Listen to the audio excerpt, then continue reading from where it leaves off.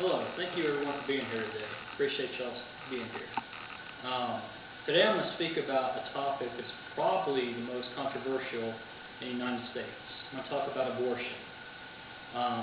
It is a very divisive issue. As you can see from this cartoon, two rams getting their horns connected, and they're battling it out, the pro-choice and the pro-life. So very much a hotly debated issue. But the sad thing is, annually, over 1 million children die in the United States alone at the hands of abortion doctors every year.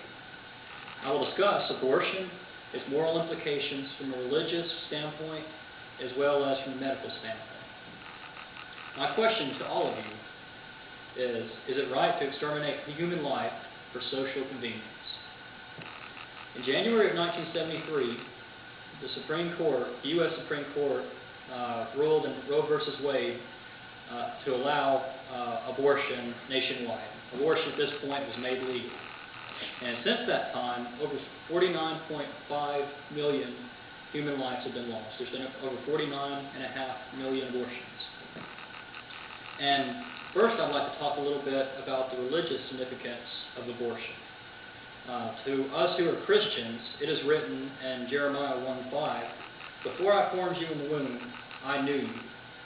So God has an intimate relationship with us, and He says that He knew us before He even formed us in the womb. So even pre-conception. And also in Genesis 1:27, it reads, "So God created man in His own image. In the image of God He created him. Male and female He created them."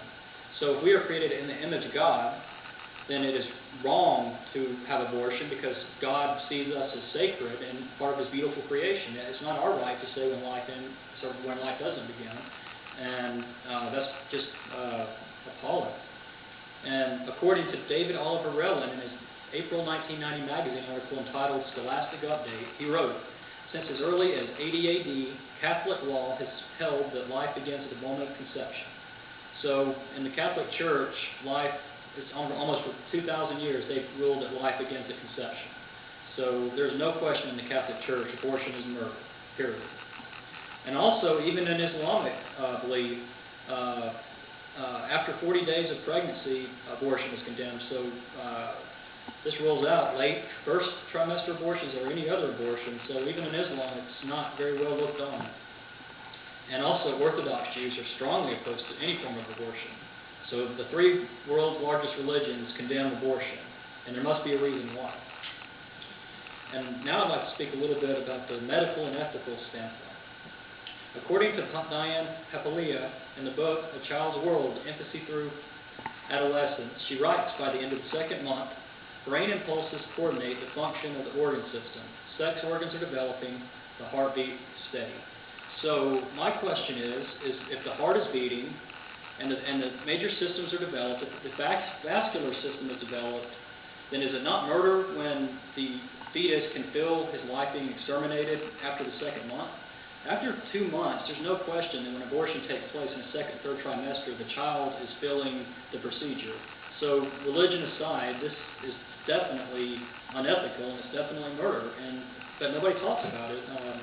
It's just not a big deal to a lot of people. And also, I'd like to make the point that Adolf Hitler viewed Jews as non-human, and it was just a social convenient thing to eliminate Jews under Adolf Hitler's regime. In the same way, people in America are not concerned about abortion, even though over 1 million children each year are being killed by abortion. You know, there's other things like watching TV shows that take precedence over people being upset and not trying to save human life. But there is, however, good news. According to the National Right to Life, after reaching a high of over 1.6 million in 1990, the number of abortions annually performed in the U.S. has dropped back to levels not seen since the late 1970s. So this is good news. Abortion rates are dropping. And also the same sentiment is shown by the Christian Century magazine in their February 2005 issue, which reads, "Since the widespread introduction of contraceptive practices in the 1990s, abortion rates have dropped by as much as 50%. So that is good news. But my call to action for Christians is to adopt. If you don't have children of your own and you are considering how to have children, I would say adopt. It is very important for the Christian to take responsibility of adoption. And also, individuals need to know they can make a difference by writing their local congressman and letting them know that they're concerned and they'd like to see more pro-life legislation being incorporated into law. Thank you for being here today, and God bless.